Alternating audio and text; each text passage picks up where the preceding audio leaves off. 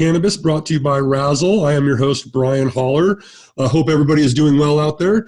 Today's guest is Chief Marketing Officer from EventHi, Adelia Carrillo. I'm very excited to talk with her. Adelia, how are you doing today? Hi, Brian. I'm doing good today. Yeah, thanks for inviting me on Wrazel. Of course, I'm happy to have you. EventHi has always been a great friend to Wrazel, and we're happy to be able to talk to you about everything that you're doing. First of all, for people that don't know, what's EventHi? So EventHi is an online ticketing platform catering to the cannabis culture.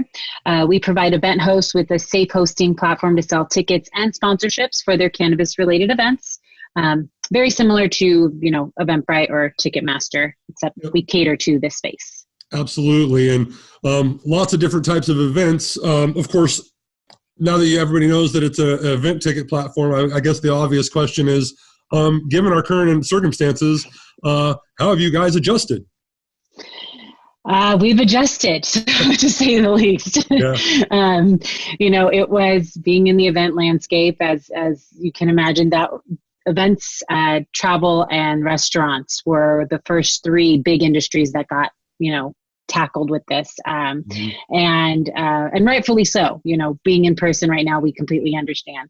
So, as a company, we really had to look within and just say, okay, what is our focus going to be? But even before that, are we going to be able to survive? That was, straight first question.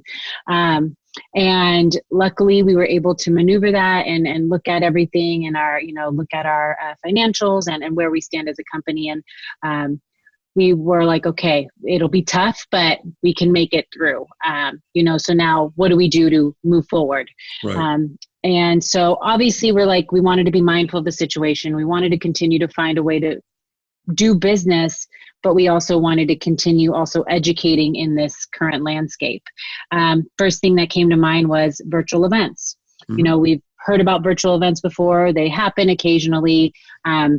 We weren't experts in the virtual realm beforehand. We've participated in a few, but right away, once we saw kind of how things were moving forward, especially because right now EventHi is in 37 states. So it was like a rippling chain reaction of these states started canceling, postponing, rescheduling, state after state. So we started researching right away. What kind of platforms are out there? What can we do to help? How can we take this on and utilize these platforms for the event hosts so they don't have to now also try to learn a whole new platform. They just focus on what they do and, create still a good production, but online. So that's really where it transformed to. We ended up partnering with 3 different technology platforms, one focusing more on, smaller, events that are anywhere from 1,000 below to also platforms that are more like conference type.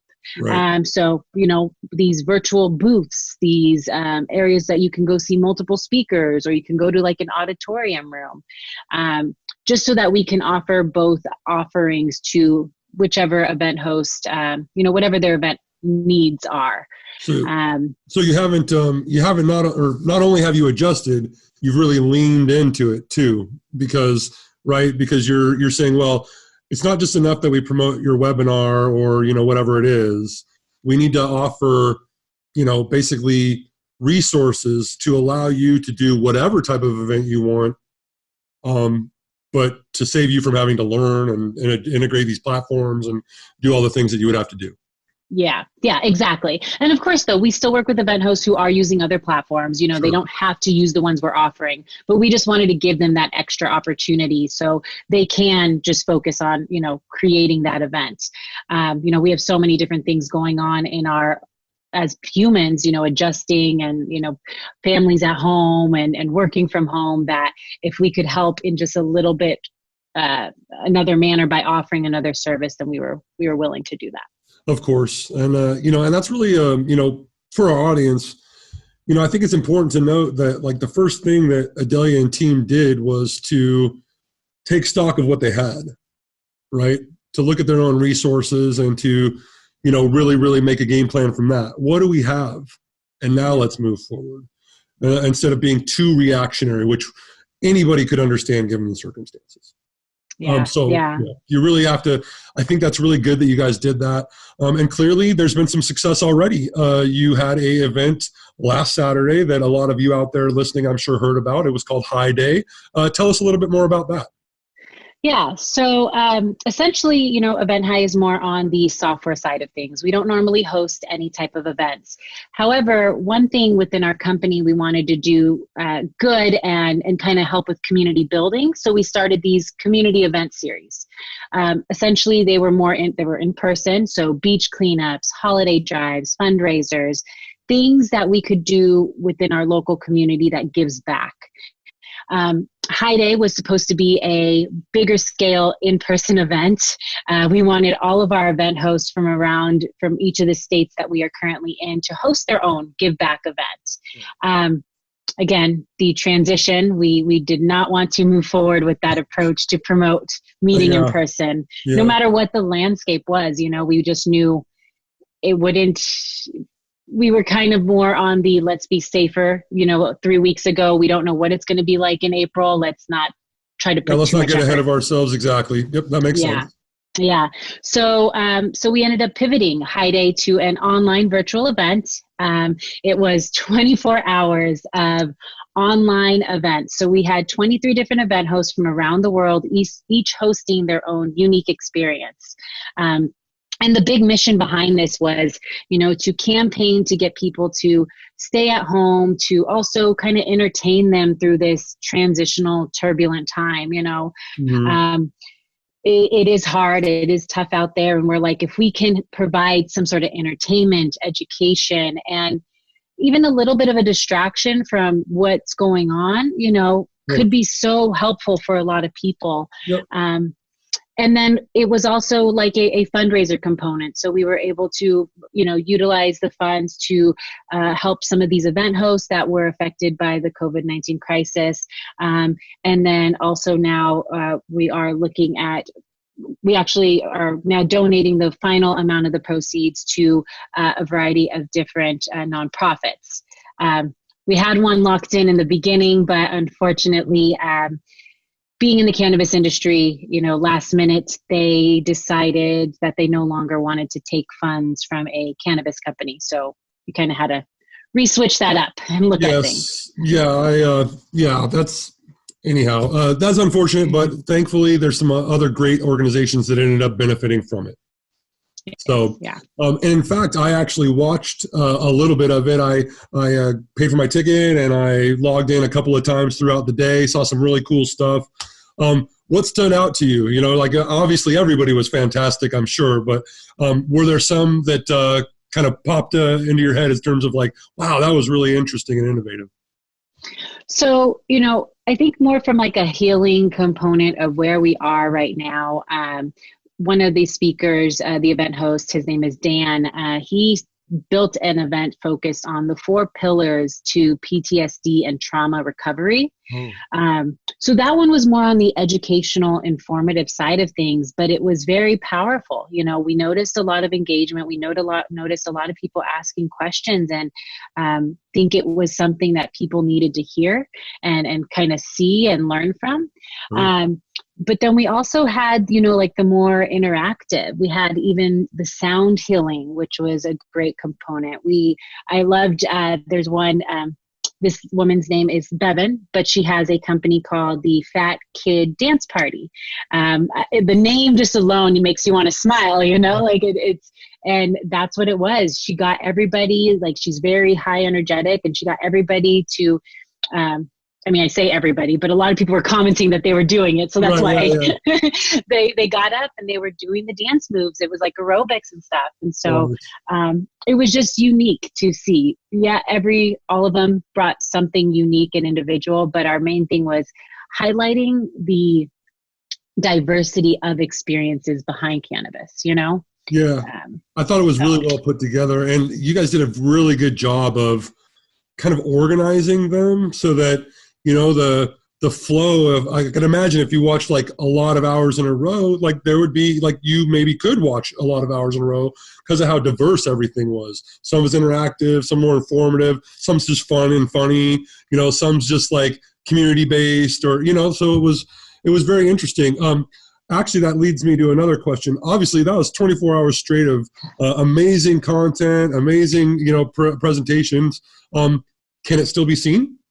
Yeah, yes. So you can go to EventHi.io and type in Hi Day, or also reach out to us and we can send you information to the virtual link that you would be able to go and view it on. And that was what is the benefit. Those that participated actually get access.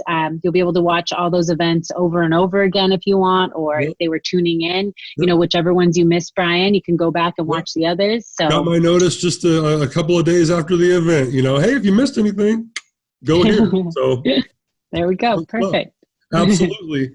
So I'm glad that was really successful. I'm glad you guys had a good event. I would encourage anybody listening that if you're interested, go check it out. Like go to EventHi and look up Hi Day and sign up. It's a not crazy price or anything, and you get a lot of really, really cool, interesting content for that price. So get on over there. Speaking of which, what's the next Hi Day, or what's next on the horizon for EventHi? Well, so now our main focus is going back to just putting all of our energy into the event host community. This was also a great opportunity for a lot of event hosts to see the platform. That the Crowdcast platform is one of the ones we partnered with. So they got to experience and see, how it works and what are the ins and outs of it. So for us now, it was a great introduction to the event host community to see that platform. And moving forward, it's really just going to be on helping each of these event hosts move to virtual events, kind of transition. And for us, it's kind of taking it day by day. We know this isn't forever, and we see things will change over time. I don't think we will go right away back to large scale conference type events, right. But I do see, it will start slowly with more intimate gatherings. So what we're hoping is, maybe this virtual component is something that can be beneficial for even live experiences. They can offer, additional offerings for sponsors. Now you have two opportunities. That's right. Connect with people virtually, and then also the guests in person at these events. Just to help event hosts reach a larger audience. Yep. I wouldn't be surprised in the slightest if people are really understanding that, I should have, we're you, me, others in the in business development marketing, been coaching clients and colleagues and companies we've worked for a long time to integrate these two things, right? To do both because of the increased exposure, and it's not a crazy heavy lift to do. As long as you're organized and you've got and you've got the right people doing the right things. So, I could very much understand. I would think too that moving forward, I can't see a business owner that's having a little bit of success with these online events and webinars just dropping it. Once you start rekindling the in-person events, if anything, like you were saying, you would just want to add that component in some way to the event. Exactly. One of the reasons why Wrazel, has been able to kind of keep going is that we always live streamed our investor events.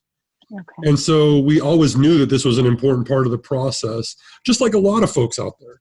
And so I really think that companies that are doing that are going to be well poised once all this starts kind of adjusting.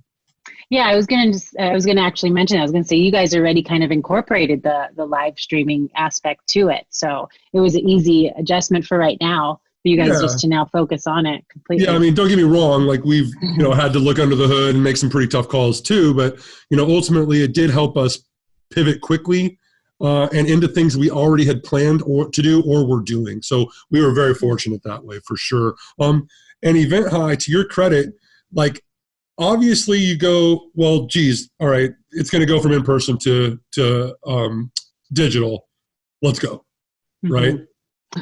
Yeah, exactly. And so that's another thing to quickly tap into. As a company, we actually just had the conversation last week. We wanted to see how long things were going to kind of be in this kind of environment. And so we finally decided as a team that our tech team should maybe focus a little bit more on building out features for virtual things for right now. And so, we didn't want to make that decision right away. But because that obviously changes timelines in general. But with the way things are right now, we're like, you know what, might as well just at least create some of those other features. They're simpler projects, and then we can go back to the other development that was on our roadmap. There you go. And to your point, once and when it calms down, whenever that is, and when things start to kind of transition more into in-person events, you guys will be more than ready for, both of those kind of angles that'll be interwoven into each other. And I got to think, just in general, these online events will be more frequent, no matter when this slows down, stops, gets better. I think part of the quote new normal will be the fact that more people are podcasting, doing webinars, online conferences, which a lot of folks were doing, but now I think a lot more. Yeah, definitely. And speaking of that, what's next down the pipe for EventHi in terms of not just leaning into those, but do you guys have another events that you're going to hold soon? So not us in particularly, but, for those that are tuning in right around the release of this, it is about to be 420 month or week. 420 week. We're already in April. Yes. So we are, there's a variety of upcoming events that are happening specifically for that holiday, which you can find on our platform. You'll find anything from virtual sessions to almost like telethons with entertainment, musicians. There was another one I saw that was really cool. It was called the Great Hemp Hunt. So it's like an online scavenger hunt. Never experienced that. I have heard about these and I've seen them. It makes a lot of sense. You could do them in a very cool, interactive way. So I might check that one out myself, to be honest. Yeah. It looks pretty cool. I'd seen some promotion of it on social. So yeah. So there'll be those kind of events online. And obviously, even after that, we already, there's a variety of different events. Majority of them have moved to virtual, but we also have events that are happening, at the end of the year that are in person that are on the platform as well. Yeah, one thing I can definitely give a plug to EventHi for is you guys are very thorough. You have a pretty good understanding of things that are happening everywhere in those 37 states, if not more. But where they are. Just, I know there's regulations around why some of those states might have issues with you promoting events in cannabis there. But beyond that, it's a great resource for you to find events. Speaking of which, where can they find EventHi? Where can folks out there find EventHi? So you could go straight to the website, which is www.eventhi.io, and it's like HI, so hi. Yep. Or you can follow us on Instagram, again, at eventhi.io. If you want to connect, yep, exactly. And if you want to connect with me on Instagram, it's at Miss Adelia. Excellent. And as always, you can find me, Brian Holler, on all sorts of social platforms. If I'm not at Brian Holler, you can find me at Holler1012. And of course, Wrazel is your one-stop shop for any B2B cannabis-related needs. If you are not in the raising capital mode or investing mode, please check out our services index or our business database or our news and media. Lots of great resources for cannabis and companies in general. Adelia, thank you so much for joining us today. It's always a pleasure to talk to you. Thank you for having me. I agree. Always a pleasure. Of course. We'll look forward to doing it again soon. Have a great day.